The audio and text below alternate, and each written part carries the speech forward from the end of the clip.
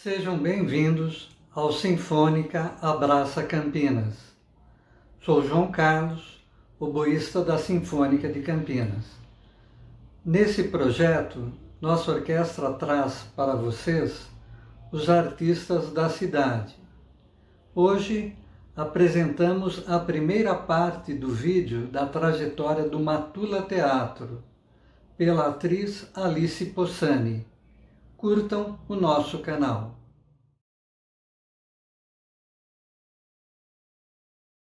Olá, bom dia, boa tarde, boa noite, enfim.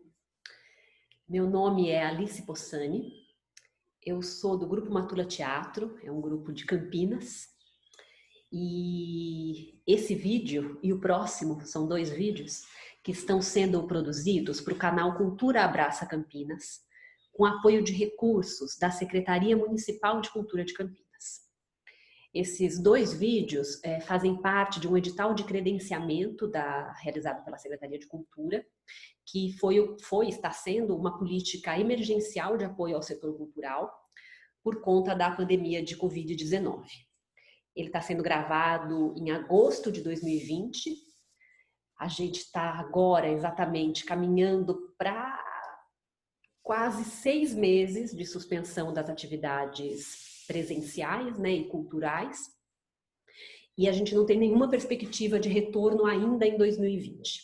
Então, né, esperamos poder retomar as atividades culturais em 2021, e não só, né, aqui no município de Campinas, mas em nível nacional, estadual, tem uma série de políticas emergenciais para o setor que estão sendo pleiteadas pela classe cultural, em diálogo com o poder público, e essa iniciativa do município de Campinas entra, né, como uma dessas propostas.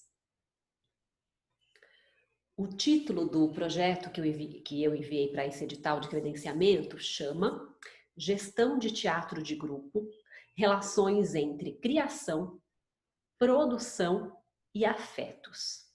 Então esse é o tema desses dois vídeos, então é sobre isso que a gente vai conversar. Não exatamente conversar, infelizmente, né? Sou eu que vou falar, mas eu espero que a gente possa estabelecer uma conversa a partir daí. Eu vou falar a partir da perspectiva do Matula Teatro, que é um grupo que completou 20 anos em plena pandemia. Então a gente está há 20 anos na cidade de Campinas e continuaremos aqui. Então a conversa, né, pode realmente virar uma conversa a partir das nossas redes sociais. O Matula tem site, tem Facebook, tem Instagram, tem os nossos canais de comunicação, então, são bem públicos. Então, se em algum momento você que está vendo esse vídeo quiser continuar essa conversa, é fácil de encontrar o Matula no mundo virtual. Muito bem, então serão produzidos 2 vídeos. Esse é o primeiro. No primeiro vídeo, a gente vai falar um pouco da história do Matula Teatro. Um dos objetivos do projeto é fazer o registro dessa história de um grupo que está há 20 anos na cidade de Campinas. E ao falar sobre essa história, a gente já vai conversando um pouco sobre essas relações entre criação e produção na perspectiva do teatro de grupo. Estrelinhas, luzes piscando, com vocês, o grupo Matula Teatro. Adoraria ter vários efeitos especiais acontecendo nesse momento, mas esse vídeo ele está limitado ao meu conhecimento sobre edição, que é bastante precário. Então imaginem, né, que a gente está aqui cheia de luzes e destaques, grupo Matula Teatro. Bom, o Matula ele começa, como muitos grupos de teatro, a partir de um grupo de amigos conhecidos que decidem começar um trabalho teatral. Esse grupo de amigos eram estudantes do 3º ano da graduação em Artes Cênicas da Unicamp e que, ao mesmo tempo que estavam pesquisando e aprendendo sobre interpretação, sobre dramaturgia, sobre preparação de ator, sobre treinamento, então uma série de aspectos ligados ao ofício do ator, também começaram nessa época a estabelecer uma relação muito forte com o território da cidade de Campinas, através do que virou depois um projeto de extensão, né? Começou como um impulso artístico e de desejo de conhecer e se relacionar com a população de rua da cidade de Campinas e com o centro da cidade, e que acabou virando um projeto de extensão. Então, esse grupo, né, de jovens, eles estavam ao mesmo tempo aprendendo a fazer teatro, né, a ser atores, estudando na universidade e já desenvolvendo uma relação muito forte com o território campineiro, que veio a ser definidor da trajetória Matula, da decisão depois de formados de ficar em Campinas, né, de fazer teatro nessa cidade, de fazer teatro no interior do estado. Nesse período também, em 2002, o Matula toma uma decisão importante como grupo, que é alugar uma sede, um barracão. A nossa primeira sede era um barracão na Avenida Santa Isabel, no finzinho da Avenida Santa Isabel, e ali a gente ficou até 2005. O espaço cultural, ter uma sede, ela é bastante definidora dos modos de criação e produção de um grupo. Ela interfere sobre vários aspectos, né? Um aspecto é a dimensão econômica. Uma sede, ela gera custos, então você rapidamente amplia, né, os custos do grupo e gera uma necessidade de conseguir recursos. E isso, ao mesmo tempo que é um problema, né, uma dificuldade, ela é mobilizador das pessoas que fazem parte do grupo. Então, é um momento bastante importante. Também é um lugar, é um território físico, né, que materializa essa ideia de o que é um grupo de teatro. Um grupo de teatro, ele é uma ideia, né, é um território simbólico, né? E quando você tem uma sede, esse espaço físico, ele materializa essa ideia. É lá que o grupo se encontra, é um espaço de reunião, é um espaço de ensaio, pode ser um espaço de apresentação, é um espaço onde as coisas do grupo ficam. E isso é bastante importante como afirmação do grupo, né? E consegue criar um espaço, né, material, no caso, né, da sede, que vai para além dos indivíduos que compõem o grupo. Então, ele materializa esse campo coletivo. E, na medida em que você tem um endereço, também se fortalece a relação com os territórios, com o território onde está a sede. E isso também é bastante importante, né? E definidor das trajetórias dos grupos, né? De imediato, você tem uma relação com a vizinhança próxima, com o bairro, com a cidade. Então, a sede, ela materializa essa relação com o território e potencializa as atividades possíveis de serem desenvolvidas, né? Amplia o circuito, a rede por onde o grupo passa a existir, né? Não é mais só na rede dos indivíduos. Quando você tem um espaço na cidade, isso está na cidade, né? Quem passa em frente sabe que ali tem um espaço cultural. A vizinhança, o bairro, isso passa a ser reconhecido por uma rede muito maior que a primeira rede, que é uma rede mais ligada a cada indivíduo que compõe aquele coletivo, que é o que acontece quando você não tem um espaço. Bom, até aqui falamos um pouquinho desse momento inicial em que o Matula se afirma aí na cidade de Campinas e decide ser o grupo. Então, esse primeiro ciclo a gente considera até 2004, 2005, a cronologia não é tão exata. E nessa época a gente começa uma nova fase do grupo, que tem a ver com a saída de alguns integrantes e aí algumas decisões que têm que ser tomadas por quem permanece. A gente acabou, nesse período, entregando esse galpão, que era alugado, que gerava um custo, porque a gente estava com uma quantidade de pessoas reduzidas. E foi um primeiro momento em que a gente olhou, né, falou, e aí? O grupo acabou ou o grupo continua? É o mesmo grupo ou não é? Essa saída das pessoas, a entrega da sede, o que está acontecendo, né? É um ciclo que se fechou ou é um novo ciclo dentro do grupo que se abre? E aí, nesse momento, as pessoas que estavam, né, olharam e falaram, não, é Matula, né? Existe uma série de princípios que foram estabelecidos, que continuam reverberando, princípios éticos, princípios artísticos, uma série de entendimentos sobre o teatro, sobre o que a gente gostaria de fazer, como que a gente entende a ação do teatro e do ator no mundo. E a gente então fala, não, é uma nova fase do Matula. E aí a gente tem uma mudança grande com relação à temática. Nesse momento, ficam só mulheres no grupo. E isso reverbera na temática que a gente escolhe para trabalhar. E também, depois de uma relação muito forte com o urbano, com o centro da cidade, a gente migra o nosso olhar para o campo, para a zona rural.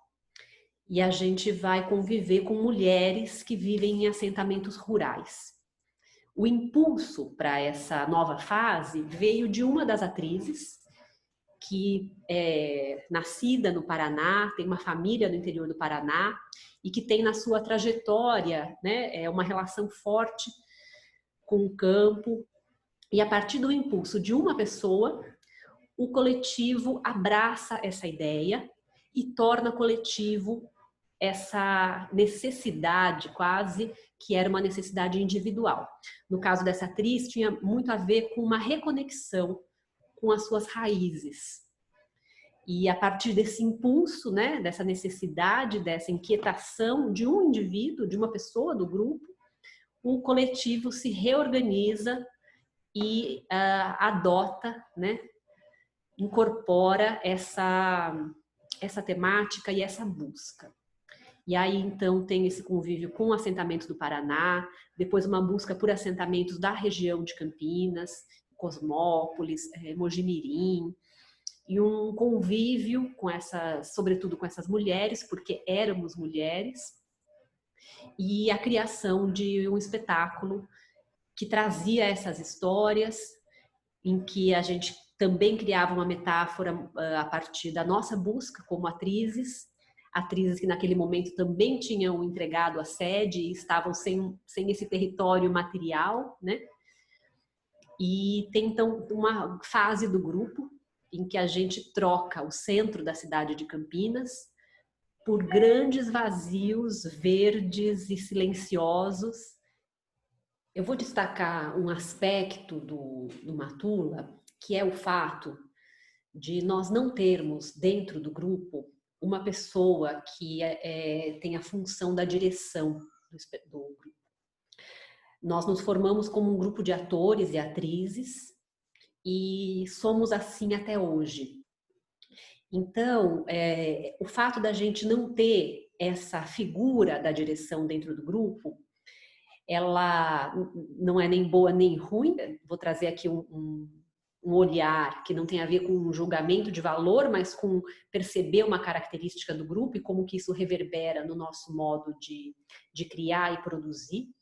Então, o fato da gente não ter essa figura, né, que poderia dar, né, uma linha em termos de linguagem, o que a gente faz é trabalhar com diferentes diretores. Então, ao longo desses 20 anos, tivemos muitos diretores que atravessaram o nosso caminho.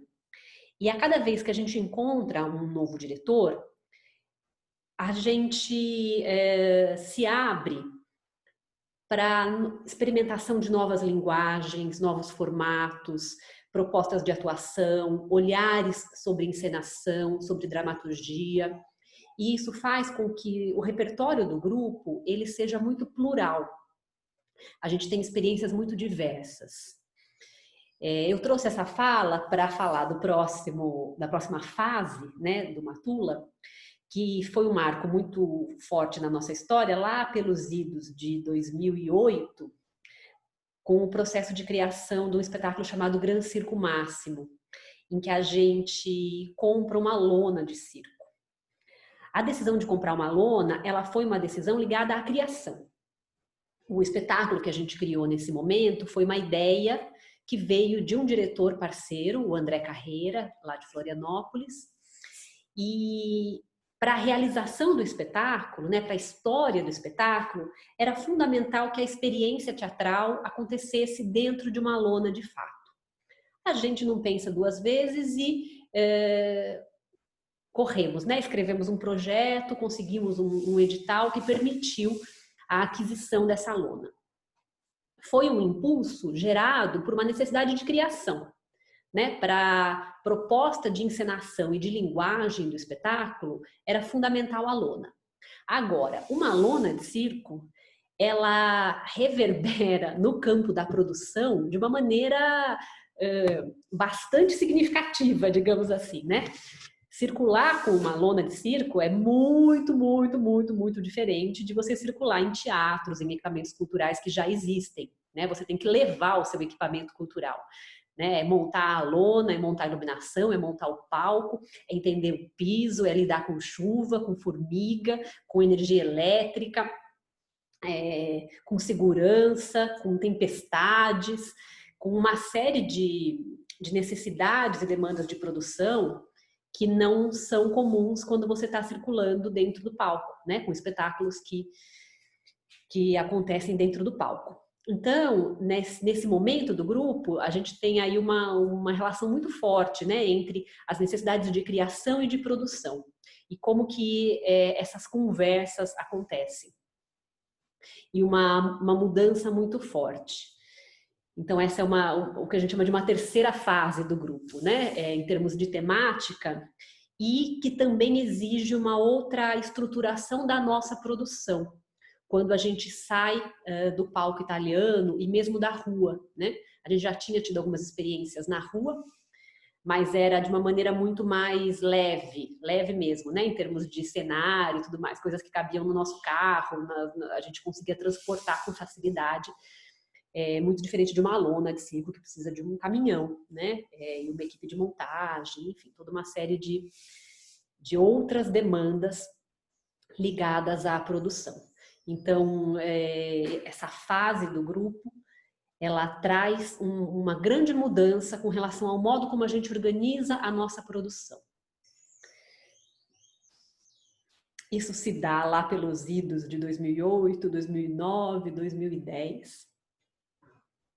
A próxima fase do grupo, claro que todas essas fases a gente olha agora, né? E consegue organizar um pouco isso. Quando a gente está no processo de criação, no processo de fazer as escolhas, nem sempre isso é tão claro, né? Mas lá em 2010, a gente inaugura uma fase do grupo, que de alguma maneira reverbera até hoje, que é de conversa com a literatura. Se até então, né, nesses processos urbanos, de relação com o campo e de aproximação com o circo, a gente vinha trabalhando com dramaturgias inéditas, criadas a partir de improvisação, a partir da direção, a partir de uma temática. Em 2010, a gente inaugura, né, uma série de trabalhos que tem uma conversa forte com a literatura. O primeiro deles é uma criação a partir de um conto do escritor moçambicano Mia Couto, o espetáculo Chuva Pasmada. Isso em 2010. Em 2011, a gente começa uma parceria que se estende até hoje com a obra da Hilda Hilst. Então, a gente tem 2 espetáculos que seguem em repertório, que trabalham com a obra da Hilda, um espetáculo de palco, que é o Águida, e uma intervenção de rua, que é o Passagens. Ambos, né, estão rodando ainda. O Passagens, ele surge a partir de ele surge na Casa do Sol, que é a casa onde a Hilda viveu aqui em Campinas e produziu boa parte da sua obra. O Passagens surge na Casa do Sol, para a Casa do Sol, e depois que ele ganha uma vida para além da Casa do Sol. E ainda nessa perspectiva aí de conversa com a literatura, a gente tem, a partir de 2014, um mergulho na obra do Júlio Cortázar, que é um escritor argentino, com 3 espetáculos criados no diálogo com a obra dele. O primeiro, que era o Ímago, uma lua na água, foi uma dramaturgia inédita, escrita por uma tula pelo Leonardo Gonzalez, que é um dramaturgo chileno, a partir da obra e da vida do Júlio Cortázar. Depois a gente tem uma intervenção de rua chamada Jogos Cortasianos, que também está em repertório até hoje. E um terceiro espetáculo de palco, que é Um Conto Infinito, que é uma adaptação de um conto específico do Júlio Cortázar, que também está em repertório. Então, de 2010 até hoje, a gente tem uma série de trabalhos que surgiram aí nessa interface entre teatro e literatura. Nesse meio de caminho, né? Não tem a ver com a literatura, mas tem a ver com esses princípios anteriores de criação de dramaturgia inédita a partir de uma temática. Tem também o espetáculo Exílios, que é esse onde eu falei que eu me aventurei na direção, é um solo da Érica Cunha, tem a ver com a chegada da Érica no grupo. E o Exílios também é um trabalho que está em repertório até hoje. Bom, será que eu consegui dar conta, mais ou menos, de um resumão da trajetória do Matula, 20 anos em alguns minutos? Acho que isso é o que tinha para destacar como trajetória histórica desse grupo, nesse exercício, né, que é um dos objetivos desse projeto, de também registrar a história do Matula, uma história que está em andamento, que está em fazimento. Faltou dizer uma coisa importante, que em 2008 a gente inaugura a sede onde a gente está até hoje. Então é a nossa segunda sede, é o Espaço Cultural Rosa dos Ventos, numa parceria com a Verônica Fabrini, diretora da Boa Companhia, um outro grupo campineiro que existiu aqui na cidade durante muito tempo, até 2016, e que tem uma parceria muito forte com a Matula, tanto a Boa Companhia quanto a Verônica, e uma dessas parcerias, né, é a sede, o Espaço Cultural Rosa dos Ventos, que está ativo e existindo até hoje, embora fechado há quase 6 meses por conta da pandemia. Bom, algumas coisas a gente já foi conversando sobre sede, sobre relação entre produção e criação, e um elemento que eu queria destacar para fechar esse primeiro vídeo é um jogo que acontece o tempo todo quando a gente está falando de teatro de grupo, que é a relação entre o que é o projeto específico e o que é o grande projeto de ser grupo. E como existe sempre um equilíbrio e um jogo e uma tensão entre decisões que têm que ser tomadas e que tem a ver com aquele projeto específico ou que tem a ver com esse projeto mais amplo, que é o grupo em si. E muitas vezes o grupo, né, o projeto grupo, ele acaba interferindo numa decisão pontual. Então, o grupo é mais importante do que um projeto específico. E isso nem sempre é fácil, né? Às vezes você tem uma escolha artística para fazer ligada àquele espetáculo, que tem uma equipe de criação, de direção, que está trabalhando, e o projeto artístico poderia pedir um determinado tipo de decisão. Mas, muitas vezes, a gente não toma a melhor decisão para o projeto pensando em qual é a melhor decisão para o grupo. Às vezes, isso caminha junto, né? A melhor decisão para o projeto também é a melhor decisão para o grupo, mas nem sempre. E isso é um jogo de forças muito delicado e muito importante que a gente, né, que quem está trabalhando nessa perspectiva de médio e longo prazo, não perca, né? Qual que é o sentido daquele projeto nessa trajetória? E nem sempre a ficha técnica específica daquele projeto tem essa dimensão. Então é muito importante que quem está nessa perspectiva da continuidade consiga ter a serenidade, a escuta, o olhar para conseguir administrar isso da melhor maneira. Não sei se fica muito abstrato, eu vou dar alguns exemplos, né? Quando a gente pensa, por exemplo, na escolha da ficha técnica. Às vezes você está montando uma ficha técnica para um projeto, e aí tem um determinado tema para aquele projeto, e aí tem uma pessoa que tem um grande conhecimento sobre esse tema, ou que tem uma grande competência técnica sobre um assunto, que seria muito legal para o projeto. Mas o grupo pode ter uma perspectiva futura de desejo, de parceria, de médio e longo prazo com uma outra pessoa, que às vezes não tem o conhecimento técnico, ou não tem a informação, ou não tem a competência, ou não tem né? Ela não está já preparada para aquela temática. Mas para o grupo, pode ser que seja mais interessante ter essa pessoa por perto do que essa outra pessoa que tem um know-how que o grupo está precisando. E isso não é fácil de escolher, porque aí às vezes você escolhe por um certo prejuízo da qualidade temporária para que você possa efetivar e investir uma parceria de médio e longo prazo. Para finalizar esse primeiro bloco do vídeo 1, eu vou fechar ele com uma frase que provavelmente muitas das pessoas que convivem comigo já me ouviram falar algumas vezes, e que é algo que eu acredito muito, que é uma frase, um ditado, né, que diz assim: se você quer ir rápido, vai sozinho. Mas se você quer ir longe, vai em grupo.